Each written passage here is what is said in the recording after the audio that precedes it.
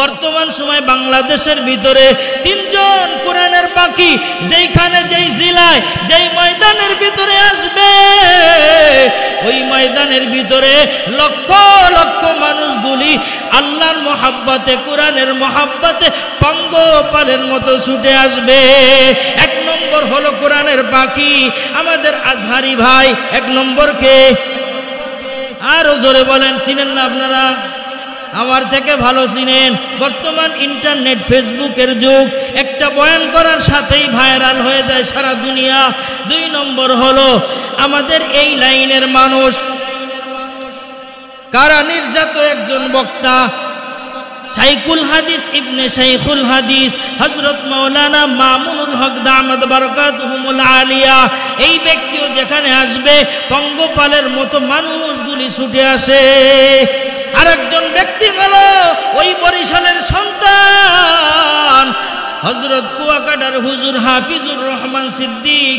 যেইখানে আসবে, যেই ময়দানের ভিতরে আসবে, আল্লাহর বান্দারা লক্ষ লক্ষ মানুষগুলি কোরআনের মহাব্বতে, নবীর মহাব্বতে, আল্লাহর মহাব্বতে খানার তালাশে আসে না, হাদিয়ার তালাশেও আসে না। আল্লাহর বান্দারা এসে চোখের পানি ছেড়ে জীবনের গুনাহগুলি মাফ করে আল্লাহর কাছে তওবা করে চোখের পানি ছেড়ে এরপরে ময়দান থেকে যায়। কিন্তু বড় ভাই, দুঃখের বিষয়, বড় আফসোসের সাথে দুঃখ নিয়ে বলতে হয়, আজকে কিছু বেঈমান, কিছু স্বার্থনিশী মানুষ আমাদের সমাজের ভিতরে আছে। মুসলমানের এই সাফল্য দেখে তাদের চান্দি গরম হয়ে যায়। কারণ মুসলমানের লক্ষ লক্ষ জামায়াত দেখে, মুসলমানের একতা দেখে আজকে আল্লাহর কাছে শুকরিয়া আদায় করতেছি। সমস্ত ঘরানার আলেমরা এক প্ল্যাটফর্মে চলতেছে, এক হইতেছে, এক হওয়ার আহ্বান করতেছে। আল্লাহর কসম, মুসলমানের সেই দিন আর দূরে নাই, বেশি দূরে নাই, যেই দিন মুসলমানদের হাতে ক্ষমতা আসবে, যেই দিন মুসলমান ইসলামের পতাকা উড্ডীন করে দিবে, যেই দিন মুসলমান সংসদের ভিতরে ইসলাম অনুযায়ী দেশ চালাবে, সংসদের ভিতরে কোরআনের আইন চলবে। ও মুসলমান, ওই দিন আর বেশি দূরে না। আল্লাহর কাছে দোয়া করো খাঁটি ঈমান নিয়ে, আল্লাহর কাছে দোয়া করে আল্লাহর ভয় নিয়ে সামনে আগাও। ওই দিন বেশি দূরে না, অল্প দিনের ভিতরেই আমার আল্লাহ কামিয়াবি দান করে দিবে। এই জন্য কিছু কিছু মানুষ কোরআনের ফ্যাক্টরি, কোরআনের মার্কাজ দেখলে এই মানুষগুলির চান্দি গরম হয়ে যায়। আরে ভাই, কোরআন যদি প্রতিষ্ঠা হয়ে যায়, কোরআনের বিধান যদি চালু হয়ে যায়, আগে সাধারণ মানুষগুলি আছে এদের শান্তি হবে। আপনারা জানেন, হিন্দু, বৌদ্ধ, অন্য যে বিধর্মীরা বাংলার জমিনে থাকে, এরা চায় যে বাংলার জমিনে ইসলাম প্রতিষ্ঠা হোক। কারণ ইসলাম যদি প্রতিষ্ঠা হয়, আল্লাহর কসম, ইসলাম প্রতিষ্ঠা হলে মানুষ তার সম্পদ রেখে নামাজ পড়তে যাবে, তার সম্পদে কেউ হাত দিবে না। মানুষ তার সম্পদ বাহিরে রেখে রাত্রেবেলা নো টেনশনে ঘুমাবে, তার সম্পদ একটা মানুষও হাত দিবে না। বলে ঈমান থাকবে পাওয়ারফুল। এই ঈমান নিয়ে কোনো মানুষ হারাম খাইতে পারবে না, কোনো মানুষ মানুষকে ঠকাইতে পারবে না, কোনো মানুষ মানুষের গলায় ছুরি দিয়ে, মানুষের গলায় ছুরি দিয়ে রাত্র গভীরে মানুষের ঘর থেকে ডাকাতি করতে পারবে না। রাহাজানি বন্ধ হয়ে যাবে, দুর্নীতি বন্ধ হয়ে যাবে, সুদ ঘুষ বন্ধ হয়ে যাবে, সোনার সমাজ কায়েম হয়ে যাবে। এই জন্য আমরা সবাই কোরআনের আইন, কোরআনের বিধান চাই কি চাই না ভাই? নারায়ে তাকবীর, নারায়ে তাকবীর। আল কোরআনের আলো, কোরআন সুন্নাহর আলো। আল্লাহ আমাদের সব ভাইকে কোরআনের জন্য, আল্লাহর জন্য, আল্লাহর রসুলের জন্য কবুল করুন। সবাই বলেন আমিন। ভাইরা আমার, যেই কথা বলতেছিলাম, আল্লাহ বলে আমি এমন একটা কোরআন তোমাদের উপরে নাজিল করলাম, যেই কিতাবের ভিতরে কোনো ভুল নাই, কোনো ভুলের সন্দেহের অবকাশ নাই। আল্লাহ ডাক দিয়ে বলেন, আমি আল্লাহ কোরআন কেন নাজিল করলাম? হুদাল লিল মুত্তাকিন।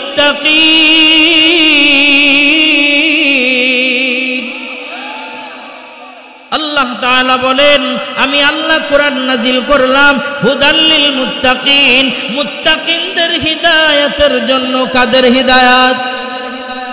আরো জোরে বলেন, কাদের হিদায়াত? মুত্তাকি কারা? যাদের ভিতরে তাকওয়া আছে। তাকওয়া, তাকওয়া কি জিনিস বুঝেননি আপনারা? তাকওয়া কাকে বলে বলেন? সবাই মনে হয় জানেন না। তাকওয়া কাকে বলে? যার ভিতরে আল্লাহর ভয় আছে, আল্লাহর ভয়কে তাকওয়া বলে। আর যেই ব্যক্তির ভিতরে তাকওয়া থাকবে ওই ব্যক্তিকেই বলে মুত্তাকি। আল্লাহ বলে মুত্তাকিদের হিদায়াতের জন্য কোরআন নাজিল করলাম। এই কোরআনের মাধ্যমে অনেক মানুষ কোরআনের সংস্পর্শে গিয়ে, কোরআনের ছোঁয়াপে অনেক মানুষ স্বর্ণের মানুষ হয়ে গেছে। আবার এই কোরআনের সত্যতার পরিচয় পেয়ে কত মানুষ ইসলাম ধর্মের ছায়াতলে আসছে। ভারতের একজন ব্যক্তি শিবশক্তি মহারাজ, এত লক্ষ কোটি কোটি একজন ভক্তের একজন দেবতা ছিলেন। এই শিবশক্তি মহারাজ লক্ষ লক্ষ মানুষের একজন ভক্তের মানুষ ছিলেন। বলে শিবশক্তি মহারাজ সমস্ত কিছু, সব ভাষার পাণ্ডিত্য অর্জন করেছে। সব ভাষার পাণ্ডিত্য অর্জন করার পর কোরআন রিসার্চ করা বাকি আছে। কোরআন রিসার্চ করার আগে হঠাৎ করে একদিন রাত্রেবেলা তার বিবি আর সে হঠাৎ করে ঘুমায়, বিছানার ভিতরে ঘুমায়। কোরআন রিসার্চ করে বিছানার ভিতরে ঘুমায়ের চিন্তা করে ইসলাম ধর্ম গ্রহণ করব কি করব না, করব কি করব না। স্বপ্নের ভিতরে বিবিটাও স্বপ্নে দেখে, ওই ব্যক্তিও স্বপ্নে দেখতেছে।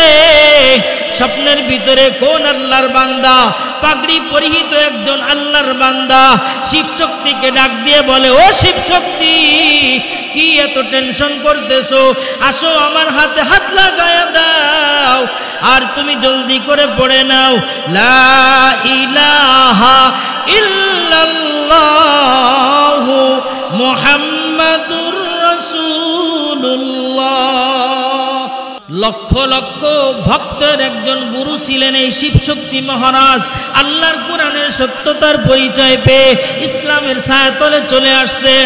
আরো হাজার হাজার বেঈমান, হাজার হাজার কালিমাওয়ালা মানুষ, হাজার হাজার বেঈমানগুলি কালিমার ছায়াতলে চলে আসছে এই কোরআনের ছোঁয়াপে। আজকে বড় দুঃখের সাথে বলতে হয়, এখানে মাদ্রাসার উদ্যোগে মাহফিল হয়। মাদ্রাসার ভিতরে দূর দূরান্ত থেকে অনেক ছাত্ররা এসে কুরআনুল কারীম শিখে, এখান থেকে লেখাপড়া করে বাংলার জমিনে বড় বড় মানুষ হয়ে যাইতেছে, বাংলার জমিনে আজহারি হয়ে যাইতেছে, বাংলার জমিনে হাফিজুর রহমান হয়ে যাইতেছে, বাংলার জমিনে আরো অনেক বড় বড় বুজুর্গ আল্লাহর ওলি হয়ে যাইতেছে। এইগুলি স্কুল কলেজে পড়লে হওয়া যায় না, ভিন্ন কোনো ফ্যাক্টরির ভিতরে এগুলি পাওয়া যাবে না। এগুলি পাওয়া যাবে আপনাদের কুমড়ি যে মাদ্রাসা আছে, নুরানি হাফেজি মাদ্রাসা। এই মাদ্রাসা কিন্তু আমরা এক সময় পড়েছি। আপনি খবর নেন, আজহারি সাহেব এক সময় এরকম মক্তবে নুরানিতে লেখাপড়া করেছে। ওই সাইদি সাহেব হুজুর এক সময় মক্তবে নুরানিতেও লেখাপড়া করেছে। আজকে সারা দুনিয়ার মানুষ তাকে চিনে।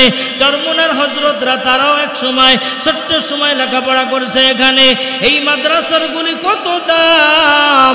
বলে এই মাদ্রাসার গুলির এত দাম।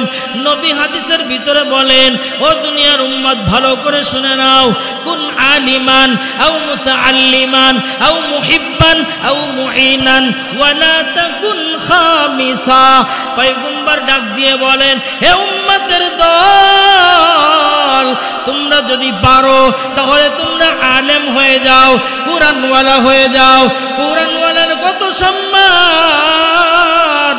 ও পর্দার অন্তরালের মা, মনটা কি চায় না একজন হাফেজে কোরআনের মা হয়ে কবরে যাবা, একজন আলেমের মা হয়ে কবরে যাবারে মা? আমিও তো একজন মায়ের সন্তান, ওই আজহারি হুজুর একজন মায়ের সন্তান, ওই কুয়াকাটার হাফিজুর রহমান একজন মায়ের সন্তান। আজকে তাদের নাম শুনলে লক্ষ লক্ষ মানুষগুলি পঙ্গপালের মতো ছুটে আসে তাদেরকে এক নজর দেখার জন্য। লক্ষ লক্ষ মানুষ ঘন্টার পর ঘন্টা দাঁড়িয়ে থাকে। এই মানুষগুলি যদি বলে 3টের সময় শীতের ভিতরে বয়ান করব, আল্লাহর কসম মানুষের কোনো অভাব হবে না ময়দানের ভিতরে, ঠিক কিনা? ও পর্দার অন্তরালের মা, ও বোন, ও মা, ও বৃদ্ধ বাবাজিরা, মাহফিল প্রতিদিন এখানে হবে না, আজকে কোরআনের মজমা হয়েছে। কোরআনের মজমা থেকে ভালো করে শুনে নেন। মনটা কি চায় না একজন হাফেজের বাবা হয়ে কবরে যাবেন? এই যে সামনে পবিত্র মাহে রমজান মাস আসতেছে, অনেক হাফেজে কোরআনরা হাজার হাজার মানুষদেরকে তারাবির নামাজ কোরআনের তিলাওয়াত শোনাবে। ওই মা বাবার থেকে ধন্য মা বাবা দুনিয়াতে আর কেউ নাই, যার সন্তান কোরআনে হাফেজ হয়, যার সন্তানের কথা শোনার জন্য হাজার হাজার লক্ষ লক্ষ মানুষ বসে থাকে ঘন্টার পর ঘন্টা। ওই মা বাবার থেকে দামি মা বাবা দুনিয়াতে আর নাই। যার সন্তানের আজান শুনে মানুষ নামাজ পড়তে আসে, ওই সন্তানের থেকে দামি সন্তান আর কেউ নাই। যার দুয়ার কথা শুনে মানুষ দৌড়ায় চলে আসে, যার পিছনে হাজার হাজার মানুষ নামাজ পড়ে। ও কুমড়ি এলাকার মুসলমান, ও যুবক ভাই, ও পর্দার অন্তরালের মা, ও বৃদ্ধ বাবাজিরা, পাটা যদি আগায়া দাও, আমি পায়ে হাত দিয়ে বলে যাই, এই দুনিয়ার জমিনটা ক্ষণস্থায়ী, দুনিয়ার জমিনটা চিরস্থায়ী না। দুনিয়াতে আমরা চিরদিন থাকতে পারবো না। এই দুনিয়ার জমিন থেকে সকলের চলে যেতে হবে। তবে যাওয়ার আগে দুনিয়ার জমিনে এমন একজন মানুষ যদি রেখে যাও, দুনিয়ার জমিনে থেকে আপনার জন্য দোয়া করবে। আল্লাহ দোয়া শিখায় দিছে, রব্বির হামহুমা কামা রব্বায়ানি সগীরা। সবাই মা বাবার জন্য পড়েন, রব্বির হামহুমা কামা রব্বায়ানি সগীরা। ও পদ্মার অন্তরের মা, ও বৃদ্ধ বাবাজিরা, এমন একটা সন্তান দুনিয়াতে রেখে যাও, তুমি অন্ধকার কবরে যাওয়ার পর তোমার সন্তান কবরের পাশে দাঁড়িয়ে এই দোয়াটা পড়তে দেরি হয়। আমার আল্লাহ বলে, যদি কোনো সন্তান মা বাবার জন্য আমি আল্লাহর কাছে আবদার জানাই, আমি আল্লাহ সঙ্গে সঙ্গে তার আবদার কবুল করে নেই। আবার যদি কোনো মা বাবা সন্তানের জন্য যদি দোয়ার আবদার জানায়, আমি আল্লাহ সঙ্গে সঙ্গে দোয়া কবুল করে নেই। পৃথিবীর শ্রেষ্ঠ একটা তাফসীর গ্রন্থ তাফসীরে কাবীর, এই পৃথিবীর জমিনে গ্রন্থ উল্লেখযোগ্য, এই গ্রন্থর নাম তাফসীরে কাবীর। অনেক উল্লেখযোগ্য বড় একটা তাফসীর গ্রন্থ। বলে এই তাফসীর গ্রন্থ লিখেছেন এমন একজন বড় দামি ব্যক্তি, ইমাম ফখরুদ্দিন রাজি রহমাতুল্লাহি আলাইহি। বলে কিতাবটাও যেমন দামি, কিতাবটাও যেমন বড়, এই ব্যক্তিটাও তেমন দামি, এই ব্যক্তিটাও তেমন বড়। ইনার কিতাবের ভিতরে ইনি লিখছেন মুসা আলাইহিস সালাতু ওয়াস সালামের জামানার একটা ঘটনা। পয়গম্বর মুসা নবী রাস্তা দিয়ে একদিন হাঁটতেছে, দুই পাশে কবরবাসীদেরকে নিয়ে তিনি দেখতেছে কবরের ভিতরে, একটা কবরের ভিতরে বড় আযাব হয়। পয়গম্বর দেখে তার কাজে চলে গেলেন। ফিরতি পথে আবার দেখতেছে ওই কবরের আযাবটা বন্ধ হয়ে গেছে। কবরওয়ালাদের ডাক দিয়ে বলতেছে, কি ব্যাপার? যাওয়ার সময় দেখলাম কবরে ভয়ঙ্কর আযাব হয়, কিন্তু আসার পথে দেখতেছি আযাব বন্ধ হয়ে গেল, ঘটনা কি জানতে চাই। বলে আল্লাহর বান্দা দুনিয়ার জমিন থেকে বিদায় নেওয়ার আগে তার বিবিকে ডাক দিয়ে বলতেছে, ও বিবি আমার, আমি দুনিয়ার জমিন থেকে বিদায় নিয়ে যাওয়ার পর আমার দুনিয়ার জমিনে যদি একটা পুত্র সন্তান জন্ম নেয়, আমার সন্তানটাকে ওই মাদ্রাসার ভিতরে পড়ায় আলেম বানায় ফেলবা, মাদ্রাসার ভিতরে পড়ায় হাফেজে কোরআন বানাবা।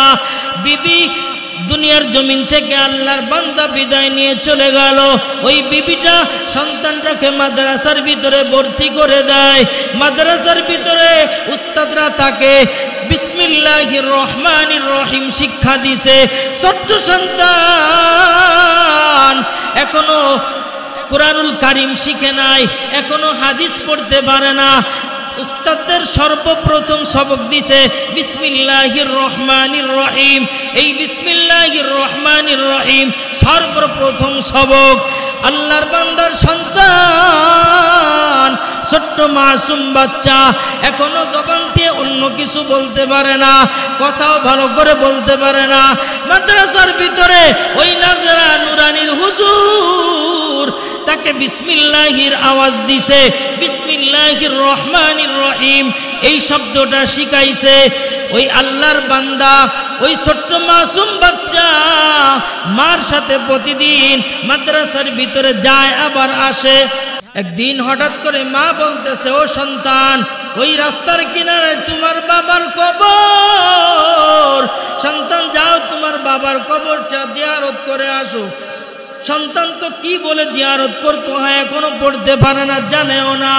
সন্তান কবরের পাশে দাঁড়িয়ে দাঁড়িয়ে দুটো হাত মালিকের দরবারে তুলে দিছে, আর বারবার চোখের পানি আওয়াজ পড়তেছে, চোখের পানি পড়তেছে, আর বারবার বিসমিল্লাহির রহমানির রহিম বলতেছে, বিসমিল্লাহির রহমানির রহিম বলতেছে।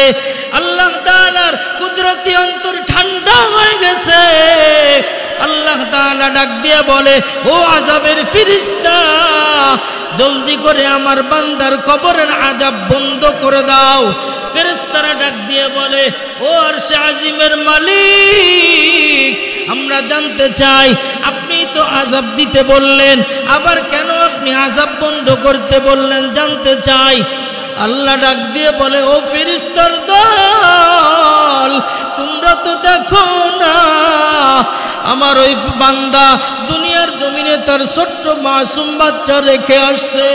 ওই মাসুম বাচ্চা মাদ্রাসার ভিতরে গিয়ে উস্তাদের কাছ থেকে বিসমিল্লাহির রহমানির রহিম শিখছে, আর তার বাবার কবরের পাশে দাঁড়িয়ে দাঁড়িয়ে বারবার বিসমিল্লাহির রহমানির রহিম বলতেছে।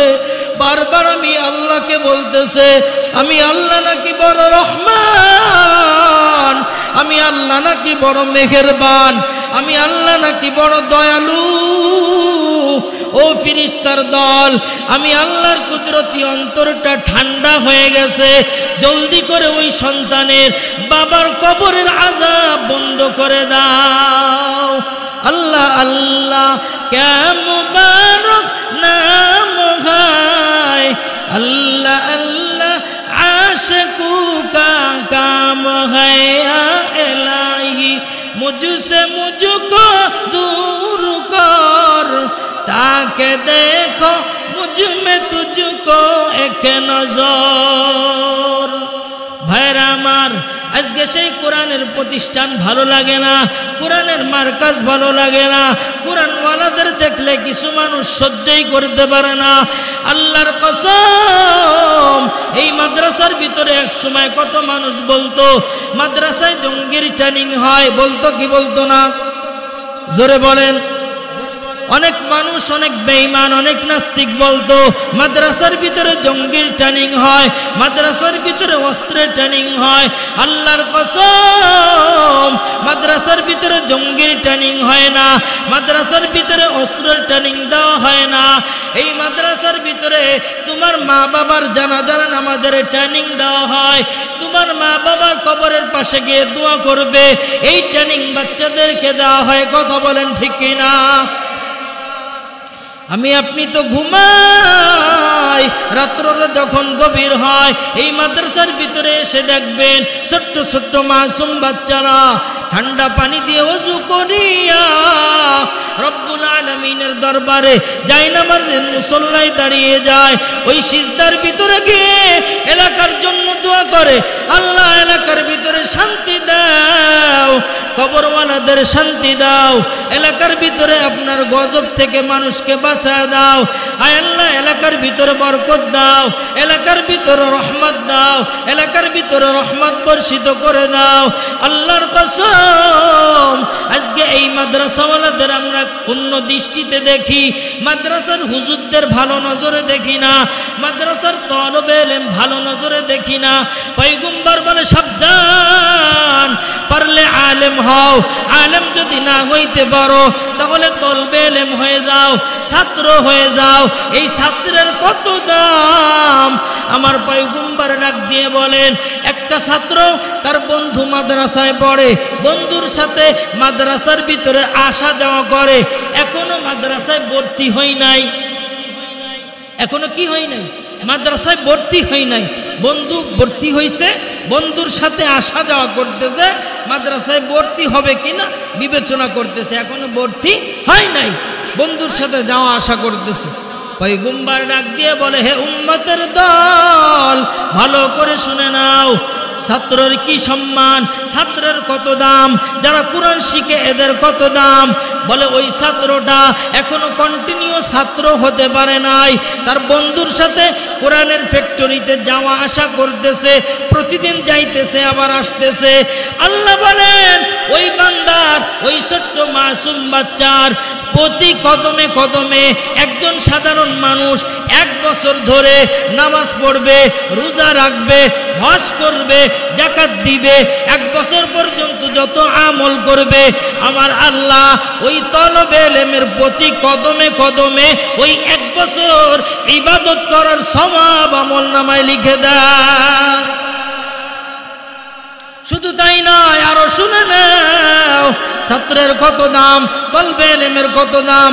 বলে তারা যখন রাস্তা দিয়ে চলে, আমি আপনি আমার আপনার নজর দিয়ে দেখি, ছাত্রের পায়ের তলে মাটি দেখা যায়, ছাত্রের পায়ের নিচে জুতা দেখা যায়, ছাত্রের পায়ের নিচে বালু দেখা যায়। আল্লাহর কসম, আল্লাহ তাআলা ডাক দিয়ে বলে, এই কোরআনের পাখিদের কত সম্মান, তোমরা তো দেখো না, আমার ফেরেশতারা নূরের পর এদের পায়ের নিচে বিছায় দেয়। কোন স্কুল কলেজের ছাত্রের পায়ের নিচে নূরের পর বিছায় দেয়, কোনো প্রমাণ নাই। বলে কোন বিশ্ববিদ্যালয়ের ছাত্রের পায়ের নিচে নূরের পর বিছায় দেয়, প্রমাণ নাই, প্রমাণ দিতে পারবে না। বলে ছাত্রের কত সম্মান শুনে নাও। বলে এই ছাত্র প্রতি কদমে কদমে 1 বছরের সব লিখে দেওয়া হয়, 1 বছরের গুনাহ মাফ করে দেওয়া হয়। জান্নাতের ভিতরে তার জন্য একটা বিল্ডিং তৈরি করা হয়, একটা গ্রাম, একটা সিটি তৈরি করে দেওয়া হয়। একটা বিল্ডিংও না, একটা গ্রামও না, একটা সিটি আমার আল্লাহ ওই বান্দার আমল নামায়, ওই বান্দার জন্য জান্নাতের ভিতরে একটা সুন্দর সিটি নির্মাণ করে দেয়। সিটি বুঝেন? সিটি গ্রাম থেকে ছোট না বড়? কথা কয় না, গ্রাম থেকে ছোট না বড়? সিটি একটা সিটি অনেক বড়। এই সিটির মতো একটা সিটি জান্নাতের ভিতরে আল্লাহ বানায় দেয়। আল্লাহ বলে শুধু তাই নয়, ছাত্রের কত সম্মান, একজন কোরআনওয়ালার কত সম্মান। রাস্তা দিয়ে যখন হাঁটবে, ওই এলাকার ভিতরে যত কবর থাকবে, আমার আল্লাহ ওই ছাত্রের সম্মানে, ওই কোরআনওয়ালার সম্মানে ওই কবরের আযাবগুলি বন্ধ করে দেয়। ছাত্রের কত সম্মান। ছাত্র যখন রাত্র গভীর হয়, কুরআনে হাকিমের তিলাওয়াত শুরু করে দেয়। বলে আল্লাহ তাআলার সকিনা 24 ঘন্টা নাজিল হইতে থাকে, 24 ঘন্টা নাজিল হয়। ও মুসলমানের দল, ও পর্দার অন্তরালের মা, আজকে জাপানের ভিতরে সুনামি হয়, বাংলাদেশে কেন সুনামি হয় না? বাংলাদেশে কেন ভূমিকম্প হয় না? আল্লাহর কসম, একমাত্র ওই কোরআনওয়ালা আল্লাহর প্রেমিকদের কারণে আল্লাহ দেয় না। না হয় জাপানের ভিতরে সুনামি হয়ে আল্লাহ তাআলা উল্টায় পাল্টায় ধ্বংস করে দিয়েছে। তুরস্কে ভূমিকম্প হয়ে একটা শহর ধ্বংস হয়ে গেছে। কত আযাব, কত গজব আল্লাহ তাআলা দিচ্ছে বাংলার জমিনে। কেন আল্লাহ গজব দেন না? কেন ধ্বংস করেন না? আল্লাহ বলেন এই কোরআনওয়ালা ব্যক্তিদের কারণে আমি আল্লাহ দুনিয়া ধ্বংস করি না। একটা দৃষ্টান্ত দিলে বুঝবেন। আপনাদের এলাকায় একটা ছেলে যখন বিবাহ করতে যায়, এই ছেলের সাথে বরযাত্রী যায় না? কথা বলেন, বরযাত্রী যায় কিনা? এই বরযাত্রী 100 জন বরযাত্রী যদি যায়, এদের সাথে ওই বিয়ে বাড়ি খানা খায় অনেক মানুষ। কার ওসিলায় বলতে পারেন? সমস্ত মানুষগুলি বিবাহের অনুষ্ঠানে কার ওসিলায় খানা খায়? সুন্দর সুন্দর খানা বরের ওসিলায় খায় না? এই বরের ওসিলায় বরযাত্রীরাও খায়, বরের আত্মীয় স্বজনও খায়, গাড়ির ড্রাইভাররাও খায়। লাস্টে কারা খায় জানেন? গরিব মানুষ তো খায়, অসহায় ফকির মিসকিনও খায়, একবারে লাস্টে গিয়ে কুকুর শিয়ালও খায়। খায় কিনা? কথা বলেন। কার ওসিলায় খাইলো? কুকুরের জন্য, শিয়ালের জন্য কি মানুষ রোস্ট, কুরমা, পোলাও এগুলো করবে? কোনো ফকিরের জন্য করবে? করবে না। কার ওসিলায়, কার জন্য করছে? বরের ওসিলায় করছে না? তো দেখেন, বরের ওসিলায় বরযাত্রীও খাইলো, বরের আত্মীয় স্বজনও খাইলো, ড্রাইভাররাও খাইলো, এরপরে গরিব অসহায় মানুষও খাইলো, লাস্ট ফিনিশিং গিয়ে মানে কুকুর শিয়াল বিড়ালও খাইছে। কথা বলেন ঠিক কিনা? কার ওসিলায়? বরের ওসিলায়। আল্লাহ বলে ঠিক এই দুনিয়ার জমিনে যত নাস্তিক, যত বেঈমান, যত নাফরমান আছে, আল্লাহ তাআলা বলেন এই সব নাফরমানগুলিকে আমি আল্লাহ শুধু 3 বেলায় আমি আল্লাহ সময় মতো রিজিক পৌঁছায় দিই, একমাত্র এই কোরআনওয়ালাদের কারণে, কোরআনওয়ালাদের খাতিরে, এই কোরআনওয়ালাদের মোহাব্বতে। সবাই বলেন সুবহানাল্লাহ। এজন্য কোরআনওয়ালাদের দাম আছে না নাই? কোরআনের প্রেমিকদের দাম আছে না নাই? সম্মান আছে না নাই? আমি আপনি বুঝি না, এই জন্য উল্টাপাল্টা কথা বলতে থাকি, ফেসবুকে ইন্টারনেটে বলি। অনেক সময় আলেমদের শাস্তি দিলে, আলেমরা জেলখানায় গেলে আমরা খুশি হই, অনেকে খুশি হয় যে যেমন মাঠে গেছেন তেমন মার খাইছেন। আমি মাঠেও যাই নাই, মারও খাই নাই। আপনি তো মুসলমান, আপনি তো ইমানদার দাবি করেন, আপনার তো ইসলাম রক্ষার্থে, দিন রক্ষার্থে, নবীর ইজ্জত রক্ষার্থে, কোরআন রক্ষার্থে আপনারও মাঠে ময়দানে যাওয়া দরকার ছিল। আছে না নাই বলেন? আমি আপনি কেমন মুসলমান, কেমন ইমানদার হলাম? আজকে এক মুসলমান কোরআনের সম্মান রক্ষার্থে, কোরআনের ইজ্জত রক্ষার্থে, নবীর ইজ্জত রক্ষার্থে, আলেমের ইজ্জত রক্ষার্থে, আল্লাহর ইজ্জত রক্ষার্থে একজন আলেম আন্দোলন করে, একজন আলেম আবদার জানায়, শালীন ভাষায় আবদার জানায়, একজন আলেম বিনা দোষে যদি জেলখানায় যে যদি নির্যাতিত হয়, এটা তো আমার আপনারও যাওয়া দরকার ছিল, আমার আপনারও জেলখানায় যাওয়া দরকার ছিল, বলা দরকার ছিল ইনার বাপদাদার পৈতৃক সম্পত্তি নিয়ে আন্দোলন করে জেলখানায় যায় না, এ যায় মুসলমানের ঈমান এবং আমল বাঁচানোর জন্য, এ যায় কোরআনের ইজ্জত রক্ষা করার জন্য। আমি আপনিও মুসলমান, আমার আপনারও দায়িত্ব ছিল। ওই আমরা কয়জন বললাম হুজুরকে যদি ধরেন, হুজুরকে যদি জেলখানায় নেন, আমিও যাব হুজুরের সাথে, আমরাও যাব, কারণ এই হুজুরকে আমি ভালোবাসি, এই কোরআনওয়ালাকে আমি মহব্বত করি। এই কোরআনওয়ালা যতদিন থাকবে আমি আপনার রিজিকও আল্লাহ দুনিয়ার জমিনে পাঠাবে। আল্লাহ বলেন এই দুনিয়ার জমিনে যদি কোরআনওয়ালা না থাকে, দিন না থাকে, এই কোরআনের ফ্যাক্টরি না থাকে, আল্লাহর কসম, আল্লাহ এই দুনিয়াটা কোনো নাস্তিক, কোনো বেঈমান, কোনো বিধর্মীর জন্য 1 সেকেন্ডও রাখবে না। কথা বলেন ঠিক কিনা?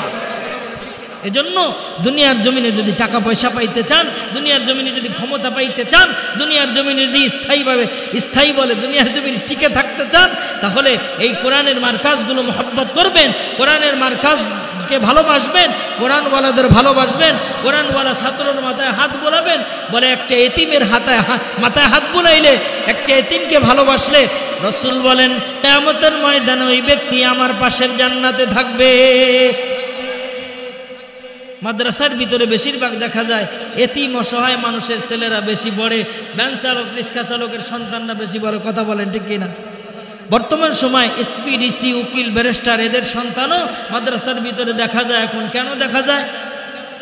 বাস্তব ঘটনা শোনাই। আল্লাহ বলে দুনিয়ার জমিন চিরস্থায়ী না, দুনিয়ার জমিন ক্ষণস্থায়ী।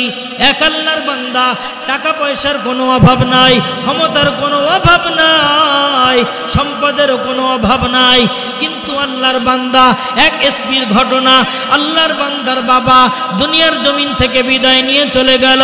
ওই বাবাকে ছাড়া রাত্রে ঘুম হয় না, বাবাকে ছাড়া কোথাও যায় না। একদিন হঠাৎ করে বাবা দুনিয়ার জমিন থেকে বিদায় নিয়ে চলে গেল। আল্লাহর বান্দা কিছুই করতে পারে না, কি বলে দাফন করতে হবে, কি বলে জানাজা পড়তে হবে, কিছুই পারে না। অথচ টাকার পাহাড়, ক্ষমতার পাহাড়, সম্পদের পাহাড়, অভাব নাই। হুজুর ভাড়া করে নিয়ে আসছে, মাদ্রাসার তলবে ইলম ভাড়া করে নিয়ে আসছে, তাদেরকে দিয়ে কোরআন পড়ায়, হুজুরকে দিয়ে জানাজা পড়ায়, সবাই দোয়া করছে, হুজুর জানাজা করেছে। আল্লাহর কসম, একজন মানুষের চোখেও 1 ফোঁটা পানি দেখতে পেলাম না। অথচ আজকে আমার বাবা চলে গেছে, আমার বাবার লাশটা আমি ঘাড়ে করে নিয়ে কবরে রাখি, আমার চোখের পানিগুলি ঝরে চলে যায়, আমার চোখের পানি বেয়ে নদী হয়ে যায়, কিন্তু একটা মানুষের চোখে কোনো পানি নাই। আমার বাবা আমাকে কত আদর করতো, কত মোহাব্বত করতো, নিজে না খেয়ে আমাকে খাওয়ায় খাওয়ায় বড় করেছে। আজকে আমার বাবা অন্ধকার কবরে ওই বাঁশবাগানে, কলা বাগানে, রাস্তার ধারে পড়ে থাকবে। আজকে আমার বাবা একা একা পড়ে থাকবে। আমার বাবা, আমার টাকার অভাব নাই, ক্ষমতার অভাব নাই, সম্পদের অভাব নাই। দুনিয়ার জমিনে বেঁচে থাকাকালীন আমার বাবার একজন সিকিউরিটি থাকতো সব সময়ের জন্য, খাদেম থাকতো। আমার বাবা যেটা বলতো সেটাই করতো। কিন্তু আজকে আমার বাবা অন্ধকার কবরে ওই বাঁশবাগানের ভিতরে ছোট্ট মাটির ঘরের ভিতরে একা একা থাকবে। মাদ্রাসার ভিতরে সন্তানটাকে নিয়ে গেছে হুজুরকে, হুজুরের হাতে হাত দিয়ে বলতেছে, হুজুর আজকে আমার সম্পদের অভাব নাই, ক্ষমতার অভাব নাই, টাকা পয়সার কোনো অভাব নাই। হুজুর কিন্তু বড় দুঃখের বিষয়, আমার বাবাকে আজকে আমি খালি হাতে বিদায় দিয়ে দিলাম। আমার বাবা আমাকে বড় আদর করতো, আজকে আমার বাবা অন্ধকার কবরে শুয়ে আছে। আজকে আমার বাবার জন্য আমি সন্তান কিছুই করতে পারলাম না, আমার বাবার জন্য একটু দোয়াও করতে পারলাম না। ও হুজুর, আমার সন্তানটাকে আপনার কাছে দিয়ে গেলাম। আমার টাকার অভাব নাই, ক্ষমতার অভাব নাই, কিন্তু আমার একটা জিনিসের অভাব, আদর্শবান একটা সন্তানের অভাব। আমি চাই আমার বাবার জায়গাটা আমার সন্তানটা দিয়ে পূরণ করতে।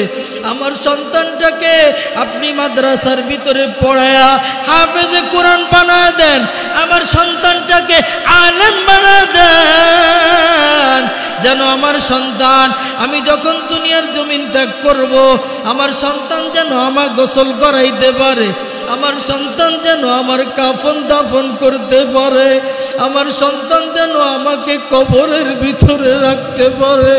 ও পর্দার অন্তরালের মা, মাদ্রাসা কাছেই আছে, গভীর রজনীতে খবর নিয়ে দেখো কত এতিম সন্তান না মাদ্রাসার ভিতরে।